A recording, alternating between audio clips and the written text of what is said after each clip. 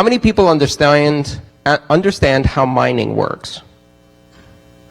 Wow. Okay, so what I want to talk about today is mining. This is the MIT BITCOIN EXPO, not the MIT Blockchain EXPO, which is really interesting because I go to conferences all the time, and lately I'm going to conferences that are blockchain conferences, not Bitcoin conferences. And here's the reason why. That was my reaction when I first came across Bitcoin, pretty much, until I read the white paper. But the media continued with this story. Bitcoin, it's just silliness, you know, this isn't going to work. It's obviously not going to work. It not working 1 year, not working 2 years, not working 3 years, not working 4 years. The story becomes less and less tenable, right? You keep announcing that Bitcoin is dead, only to be proven wrong 3 months later and be ridiculed by sites like Bitcoin obituaries. If you're a journalist, that starts to hurt, so you have to change your song. So we went from Bitcoin is bullshit to, well, listen, the currency is bullshit, but this blockchain technology might be interesting, right? It's in a, less decentralized fashion, put the Federal Reserve in charge of it, gave all the mining to Visa, maybe we'd have something interesting, Give the blockchain technology to Oracle, they'll build something cool with it. And so they're triangulating. And this is a fundamental failure of understanding of what the blockchain is. Because the blockchain without Bitcoin doesn't work. Bitcoin without the blockchain doesn't work, but the blockchain doesn't work without Bitcoin. The blockchain and the technology behind Bitcoin is based on a very careful balance of game theory that creates conditions whereby participants in the network compete to solve a mathematical problem and get reward for it. In competing, and through this arms race, they've escalated this competition to a point of using massive rows of hardware in giant warehouses that consume megawatts of electricity, meaning that they're spending real money, as the journalists call it, to pay the electricity bills in order to make Bitcoin, right? And this isn't some kind of side effect. This is not a appendage to the system. This is not some kind of weird fascination or get-rich-quick scheme. This is the entire basis of the security mechanism. You need a competition. The competition needs to pit the possibility of having honest players working against dishonest players, with a majority being honest. You enforce that by forcing the rules of consensus, and you do that only if you give reward. Now, what happens if that reward is not valuable? Nobody needs to do it anymore, right? Why would anyone spend real electricity to do it? What happens if the cost of mining is not expensive? What if you didn't need electricity? What if you could make mining more efficient so you're not wasting money securing the network? Well, then the cost of attacking the network drops. So you can now attack the network without expending any money. And therefore, there's no incentive to work honestly. The whole point of this is a careful balance. And the balance is this. I'm going to go out and I'm going to invest in a load of hardware. I'm going to hook that hardware up to a megawatt incoming power source. And I'm going to spend 90% of my profits on paying for that electricity bill. Meaning that if I mess up and I don't follow the rules of consensus and I don't play honestly as defined by the rules of consensus, I will not get reward. And I will still have to pay that electricity bill, and suddenly this is going to cost me a lot of money, which makes it very, very dangerous to play against the rules of consensus. You might win in the short term, but in the long term, what you're doing is you're burning a very good investment. If you put all of the money into hashing in order to attack the Bitcoin network, once you've built it all and you turn it on, you then suddenly realize, hey, I could attack the Bitcoin network, or I could make myself some Bitcoin. and earn that reward. And the game theory makes sure that every time you make that thought, you come out on the side of playing the game by the rules of consensus, because it's more profitable to make Bitcoin than it is to attack the network if you have the hashing power. You can't make cheap mining. Cheap mining means that there is no risk. And without risk, why do you have reward? You can't make mining that doesn't reward, because without reward, why would you take the risk? And you can't have a blockchain without this careful balance between risk and reward. There is no blockchain without a valuable currency unit. Here's the thing though. Right now, Bitcoin is a featherweight currency. In international terms, at a global valuation of just over $3 billion, Bitcoin is a toddler, right? There are many corporations that have more money. There are lots of countries that have more money. And so by comparison, Bitcoin doesn't really compete as a national currency. However, Bitcoin is currently running a global level security infrastructure, which means that Bitcoin is resistant to international class computing attacks against it. We have bought a world-class security infrastructure to run a featherweight class currency. Does that look inefficient? Yeah, at this point it really does. Because we're securing against attacks by nation states, by conglomerates of nation states, and by multinationals, and Bitcoin can currently resist those attacks effectively. Bitcoin is not alive because no one's trying to kill it. Bitcoin is alive despite the fact that it is being relentlessly attacked every day, every minute of every hour. And it's alive because the arms race created by the incentive structure of mining has escalated to a point of delivering world-class, international class security for what is still a featherweight currency. And if you look at it at this point, you say, well, it's kind of expensive. It's a pretty expensive security infrastructure to be running for a $2 billion currency. That assumes that the currency won't grow. And that's another fundamental misunderstanding, which is that mining has to scale as the adoption of the currency scales. It doesn't. We already have world-class security from the mining. We don't need a single petahash more mining than we have now to scale Bitcoin to $100 billion, to scale Bitcoin to $1 trillion. We could run a $1 trillion Bitcoin network on the amount of security that we have with some 400 petahashes of mining that we have right now. I don't remember the exact number. So what we've done is we've bought ourselves a really, really big vault, and it was expensive. And we opened that giant warehouse-sized vault, and we parked a tricycle in it, a kid's tricycle. And, you know, one day that vault can hold 100 Ferraris, and right now it's holding a tricycle, and it looks kind of silly, but that's okay, because we can grow into it. And this is a really important thing that people don't understand, because when we grow into it, then Bitcoin is not inefficient. If the world-class security mechanism is supporting a world-scale currency, or even a national-scale currency, in the order of 100 billion, or 200 billion, or perhaps $500 billion, suddenly Bitcoin is the most efficient payment network and low-cost currency that has ever been built by man. Suddenly, it is the most eco-friendly currency on the planet. Its carbon footprint on a per-transaction basis, vis-a-vis the economic activity that it enables, is minuscule. Right now, it's not. But the beauty about this is that Bitcoin is two completely independent economic systems with only one link, which is price. Bitcoin is an economic system in elastic fashion. So, for those who don't understand how mining works, I'm going to give you a quick analogy just to explain some of the key concepts in mining, specifically the concept of difficulty.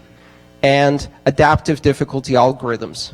Now, when we say that people are in this competition to solve a problem, and this problem gets more difficult or less difficult, for most people this is hard to understand.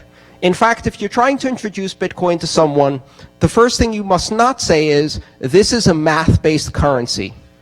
Because most people will go, oh, math, oh crap, I suck at math. What, do I have to solve differential equations to pay for coffee? This is terrible. Who designed this? This is ridiculous. It was probably someone at MIT. And I suck at math too, so that would be my reaction. But an easier analogy, and I looked for a long time to try to find an analogy that people could understand. So how many people here are familiar with Sudoku? Oh, good. So that's even more people than mining. We're on a good start here. All right, so Sudoku. Sudoku is interesting because, first of all, it has some very strong analogies to Bitcoin mining. First of all, it's an asymmetric algorithm. That means it's a lot easier to verify than it is to solve. Let me give you an example. I show you a completed Sudoku. At a glance, or with just a few seconds, you can say, oh, yeah, this is correct. This has been solved correctly. You can run a quick check across the rows and say this is correct. Now I give you one that's partially full, not so easy. Now you have to figure out which numbers go where. It's a lot harder to do. Guess what happens when I start scaling that problem up? Now I take that 10-row, 10-column Sudoku and I turn it into a 100-row, 100-column Sudoku. I show it to you when it's full and completed. It'll still take you only about 5 seconds to confirm. You'll just scan the rows and go, yep, all right, that looks good. So the effort you put in verification hasn't dramatically changed. It's gone up linearly. Try solving it. The difficulty in solving that Sudoku has actually increased at an exponential rate. It's gotten a lot harder to solve when you have 100 rows and 100 columns. Now it's going to take you some time. So we fill this room with Sudoku solvers. And I give $100 to the first person who solves a Sudoku. And just before we start, I put a list of numbers on the screen and I say, you fill these in these parts of your Sudoku puzzle that's empty, start your engine. First person to find the solution gets $100.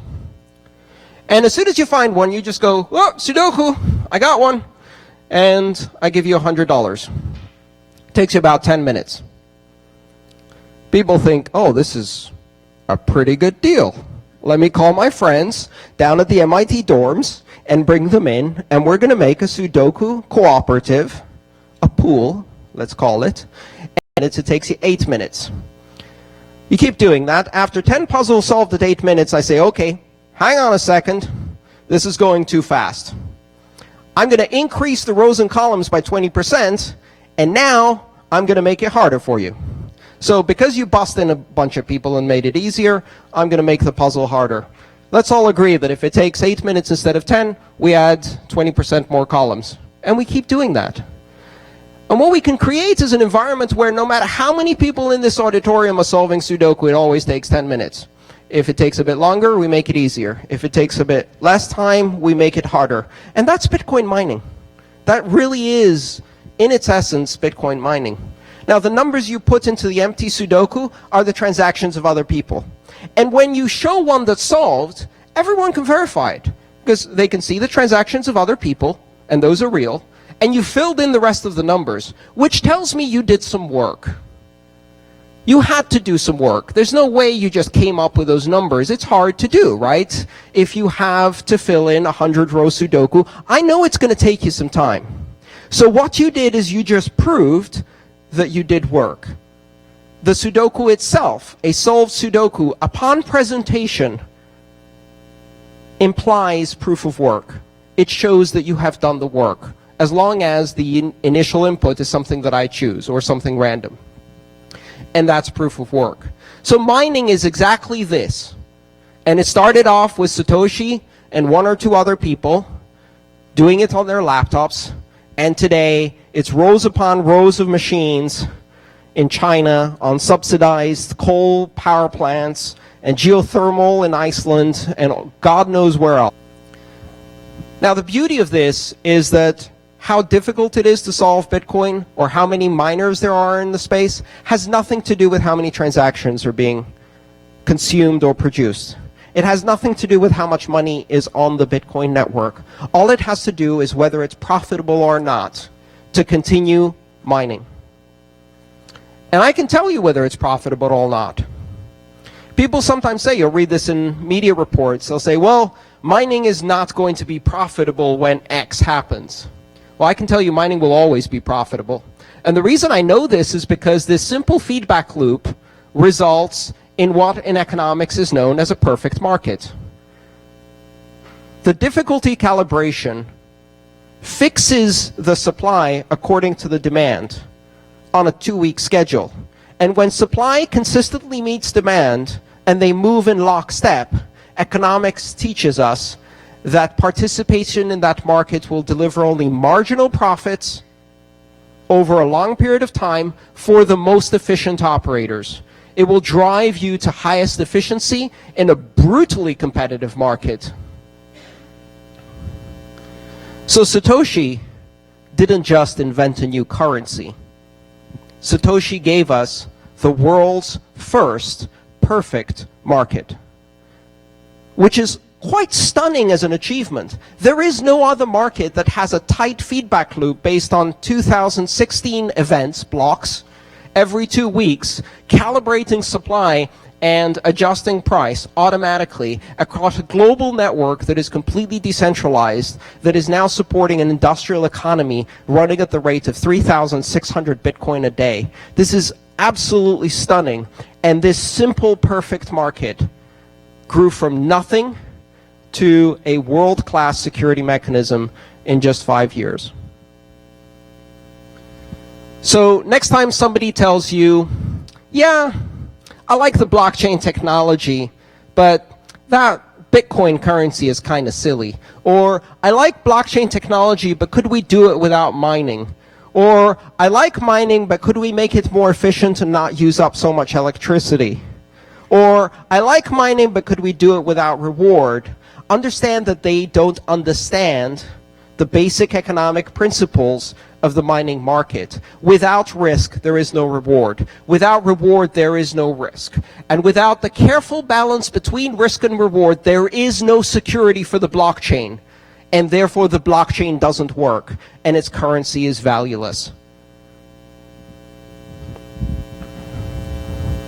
People who tell you that they want the blockchain without Bitcoin are people who would say, we like the light bulb, but can you do it without this electricity thing? Because it seems like a big hassle to go deploy all this stuff. Can't we just do it with kerosene? And really what they're thinking of is a kerosene lamp. And we've already done that. I really like this automobile invention, but we don't have any gas station, and it sounds like a real hassle to dig that stuff out of the ground and distribute it in massive international networks. Can we do the automobile, only run it on either steam or with some kind of horse that eats hay? Because we have plenty of that. It's like, yes, but what you're thinking of is the steam locomotive and the horse carriage, and we already have those. You can't do electricity, light bulbs without electricity. You can't do automobiles without gasoline. And you can't do the blockchain without Bitcoin. Thank you.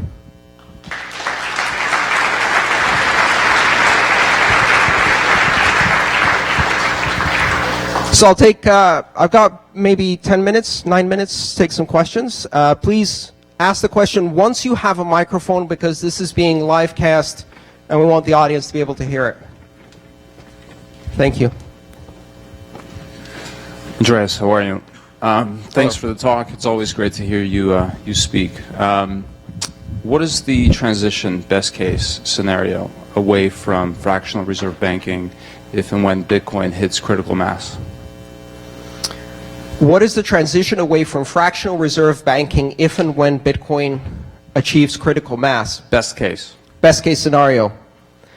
I think people underestimate the other side, meaning that we're not just trying to make Bitcoin succeed. That's part of the equation. But Bitcoin doesn't exist in a vacuum. It exists in a context of 194 other currencies, including the US dollar as a world reserve currency. And here's the thing you don't see on the news, or if you do, you see it very rarely. Our generation is currently experiencing a historic event, an event that has not happened in the last 3 centuries, a currency war and race to the bottom of absolutely unprecedented scale. Never before in the history of currencies have 21 central banks fixed their interest rates at 0 and kept them there for almost 6 years. This has never happened before. Never before in history had a central bank gone to negative interest rates and then be followed by 6 other central banks. Never before in history was deflation occurring simultaneously in the entire world economy. So you've got to understand that sometimes it's not about Bitcoin succeeding.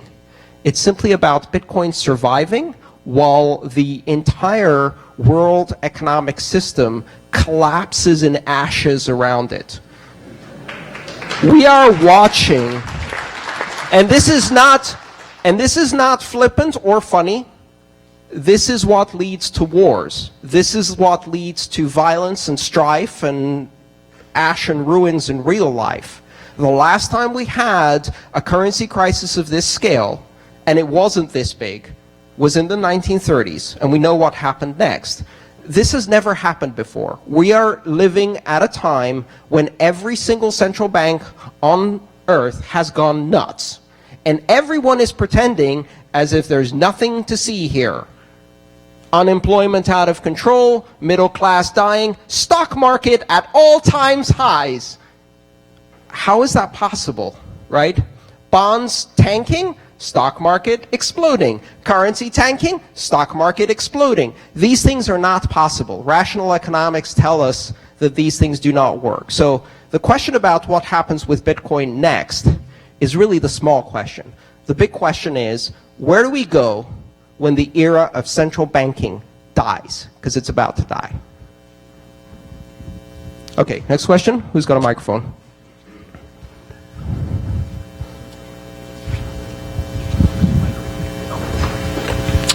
Hi, Andreas. Thank you. You've been just wonderful for the community for so long. Jason Wong, just a retired physician with a business background. Your whole premise of the talk is about greed and honesty. It's interesting. As the ecosystem develops and there's more financial derivative instruments, do you see a possible scenario where a derivative instrument with a 51% attack could be used to destroy the system? I think 51% attacks are overrated as a practical consideration. The truth is that a 51% attack doesn't actually give the attacker a good outcome. And it takes a lot of resources. And as I said before, I think when you reach the point where you have that amount of resources, the natural and rational calculation will be to invest them in getting more Bitcoin instead of attacking the system. The scenario under which it works is an attacker who is not interested in or motivated by profit, but purely for destructive means. And what that will do is it will force the system itself to evolve. Now, the advantage here is that Bitcoin is a decentralized organism that is dynamically scalable and can be modified. It's software. And it's not easy to modify it because it requires consensus, but if it's under attack, that consensus happens more easily. And I am very confident that software systems can and do adapt dynamically to external threats. The interesting thing is that when they do so, they become stronger over time. And so we've already seen that. Bitcoin has suffered setbacks and attacks again and again and again. And as time goes by, Bitcoin gets stronger, it's harder to attack it, and it learns more and more attacks. It's building immunity. Thank you.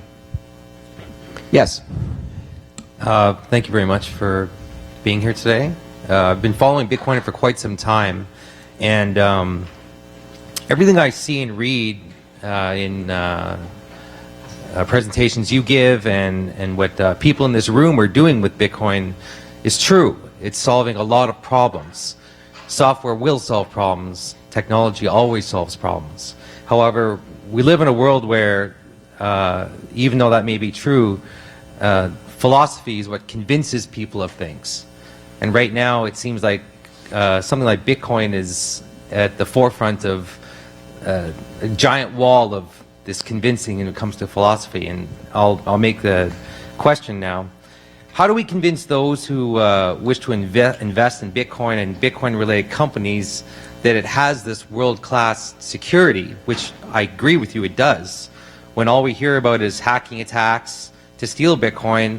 And please don't use the recent incident of $1 billion being stolen by these Russian and Chinese guys, which just happened with real cash, when there's all you'll ever be convinced about is it's no good, it's going to get hacked, and so you can't use Bitcoin. How do we convince people of that? I don't believe that. Yeah, we don't. I wouldn't be here. How do we convince people out of that? We don't convince people to use Bitcoin. I think it's a mistake to convince people to use Bitcoin. I think we work hard on making Bitcoin even more useful and even more applicable for more and more people around the world.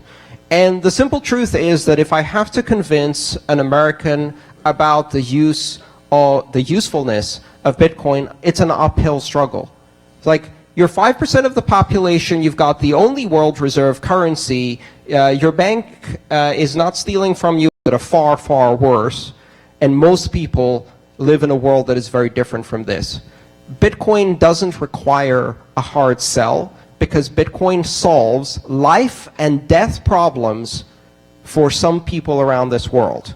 There are 6 billion people who have underbanking facilities, who live in places where they have cash or barter-based societies, whose government is actively stealing from them and is little different from organized crime, where the banks are organized crime, and where the simple process of securing a future for your children is fraught with risk, as you see your entire fortune destroyed in a single generation, not once, not twice, but maybe 3 times, as occurs all across Latin America, parts of Southeast Asia, and recently Southern Europe, where I come from, in Greece.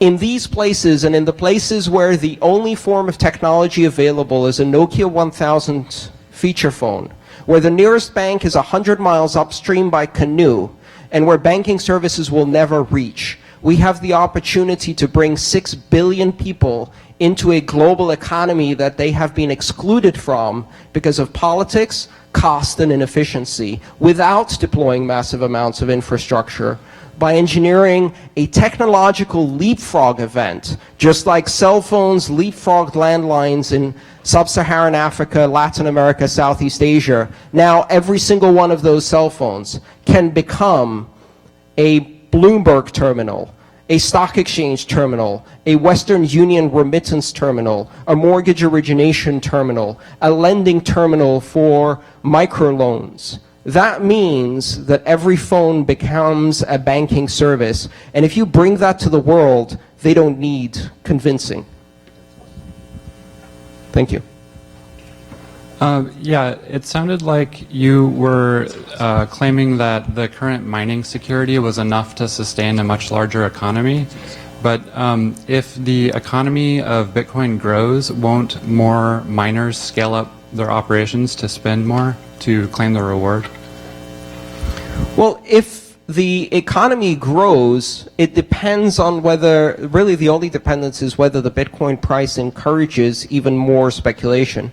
But you've got to realize that what we're looking at in terms of mining industry from, say, 2014 out, and what we looked at from 2008 to 2014, is that in the first period, we're looking at order of magnitude improvements going from CPU mining to GPU mining to FPGAs to ASICs. You're looking at 100x plus improvements, generation on generations of chips. That evolution has now run smack into Moore's law and is at the cutting edge of Moore's law at 28 nanometers or below. there is no 100x improvement now. In fact, Bitcoin mining is now driving chip fabrication faster than desktop CPUs, which is incredible to even think about. And it may be the first technology that goes sub 14 nanometers, even before GPUs. Now, what that means is that we will not see 100x improvements. You cannot outpace the competition by getting the next generation of chips faster than everybody else because it hasn't been invented. So now mining, in order to continue to be profitable, has to be hyper efficient in terms of operating costs, cost of electricity, thermal efficiency, electrical efficiency, and that's where the game is. Where we're going to see mining go is not in massive increases in hash power, but in more efficient uses of electricity for the existing levels of hash power. There is no 100x increase possible in the next generation. I predict we're going to see mining technology surpass the current state-of-the-art in data centers and start approaching the state-of-the-art of nuclear reactors. Meaning that if you want to generate that type of thermal load, you're not looking at a 10 kilowatt air-cooled rack in a data center. You're looking at 100 kilowatt submerged in mineral oil in a cooling bath, which is really nuclear reactor technology. And that's where you see the next generation of efficiency. It's really mind-boggling, but that's where we're going. So the mining industry cannot scale 100x because of physics. But the economy will scale a lot more than that. Thank you. Do I have one more question? Out of time. Thank you so much. Thank you, everyone.